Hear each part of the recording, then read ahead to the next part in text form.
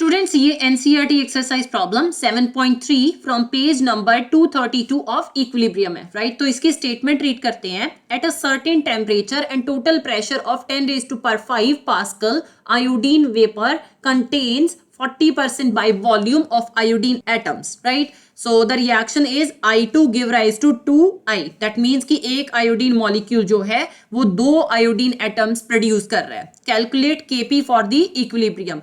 आपने equilibrium constant बताना है in terms of gaseous phase, right. So Kp find out करने के लिए जो रिलेशन यूज होगा पहले हम वो देखते हैं। सो गैसेस के केस में हम पार्शियल प्रेशर नोट करते हैं ना कि concentration. So equilibrium constant Kp equal to now partial pressure of product. So partial pressure of product means कि हम partial pressure of iodine atoms mention करेंगे यहाँ पे, साथ में जो स्टीक्योमेट्रिक कॉफिशिएंट है उसे रेज टू दी पावर कर देंगे, right. Divided bye a partial pressure of this reactant. Reactant side पे हमारे पास आयोडीन का मॉलिक्यूल प्रेजेंट है, राइट। और यहाँ पे कोई स्टीक्योमेट्रिक कॉफिशिएंट नहीं है तो ये एज इट इज आ जाएगा।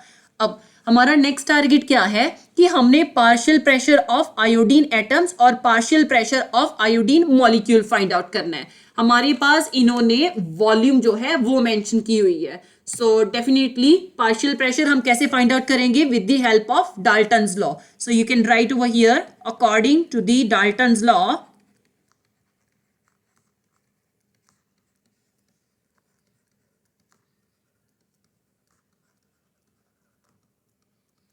partial pressure of iodine atom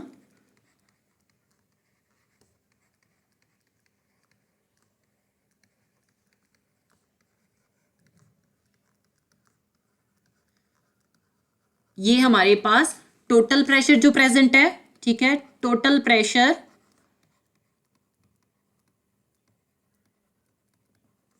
into volume fraction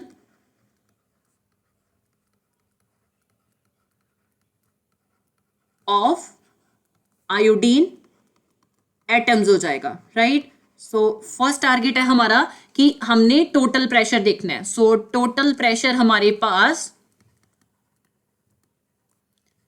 10⁵ pascal की वन है, राइट। अब volume fraction of iodine atom देखते हैं और साथ में ही हम volume fraction of iodine molecule देख लेंगे। So volume fraction of iodine atoms definitely यहाँ पे 40% जो है हमारे पास वॉल्यूम प्रेजेंट है आयोडीन एटम्स की। सो 40% का 100 हटा देंगे, सो डिवाइडेड बाय 100 आ गया। सो 40 डिवाइडेड बाय 100 जो है हमें volume fraction of iodine atom दे देगा। अब volume fraction of iodine molecule की बात करूं, वॉल्यूम फ्रैक्शन फाइंड आउट कर रहे हैं। सो डेफिनेटली अगर मैं ये जो कंप्लीट आयोडीन प्रेजेंट है, चाहे मैं आयोडीन मॉलिक्यूल की बात करूं चाहे आयोडीन एटम की, तो ये इक्वल टू 1 होगा। दैट मीन्स कि इसकी जो फ्रैक्शन है वो हमारे पास टोटल फ्रैक्शन 1 प्रेजेंट है minus volume fraction of iodine atoms. So 40/100 आ गया। एलसीएम ले लेंगे। सो 100 एलसीएम आ गया क्योंकि 1 जो है इसके नीचे कुछ नहीं है तो मैं 1 अज्यूम कर लूंगी।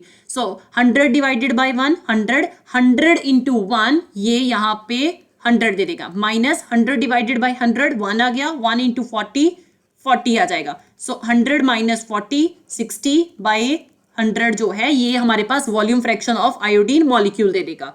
अब हम वैल्यूज पुट करते हैं। So partial pressure of iodine atoms जो है ये total pressure that means 10⁵ pascal into volume fraction of iodine atoms 40/100 आ जाएगा, राइट। ये 0 इसके साथ कैंसिल हो जाएगा। सो अब partial pressure of iodine atoms definitely 0.4 into 10⁵ pascal आ गया। Now next partial pressure of iodine molecule देखते हैं। अब हम partial pressure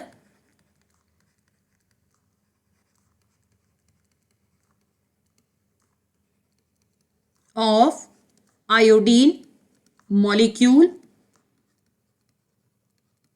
equal to definitely total pressure जो हमारे पास प्रेजेंट है into volume fraction of iodine molecule, right. So दोनों हमने फाइंड आउट किए हैं। टोटल प्रेशर 10⁵ पास्कल है into volume fraction of iodine molecule हमने ऊपर ही फाइंड किया हुआ है 60/100। सो ये 0 इसके साथ कैंसिल हो गया, राइट। और हमारे पास जो partial pressure of iodine molecule आ रहा है that is 0.6 into 10⁵ pascal, right. अब हम वैल्यूज पुट करेंगे फॉर्मूले के अकॉर्डिंगली। जो इक्विलिब्रियम कांस्टेंट आएगा that will be partial pressure of iodine atoms raise to the power 2 by partial pressure of iodine molecule, right. So Kp equal to partial pressure of iodine atom, ये हमने अभी find out किया है 0.4 into 10⁵ pascal.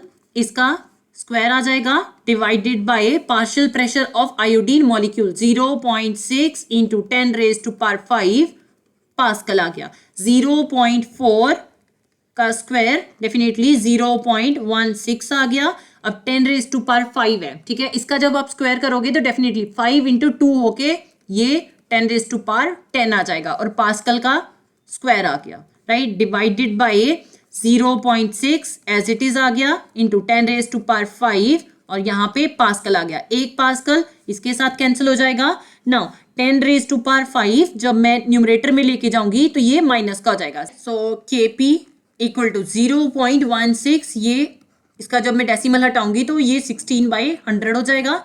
0.6 इसका जब decimal हटाया तो definitely ये 6/10 आ जाएगा। सो ये जो 10 है ये न्यूमरेटर में चला जाएगा इनटू, अब 10⁻10 एज इट इज आ गया। 10⁵ जो है इसका साइन चेंज हो जाएगा जब आप इसे न्यूमरेटर में लेके जाओगे तो ये -5 आ गया, राइट। सो ये पास्कल आ गया, साथ में 1 0 इसके साथ कैंसिल हो जाएगा। ना ये जो 10 है, ठीक है, अब इसका मतलब है कि ये 10⁻1 है। So Kp equal to 16 divided by 6 2.67 आ गया इंटू 10⁻10 इंटू 10⁻⁻5।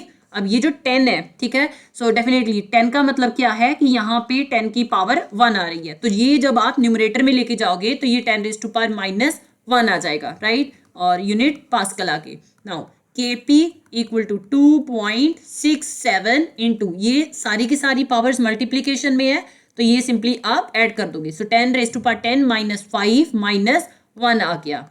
-5 -1 ये -6 बन जाएगा। So Kp equal to 2.67 into 10⁻10 -6 pascal आ जाएगा। So 10 - 6 it will be 10⁻4। So Kp equal to 2.67 into 10⁻4 pascal is the final answer.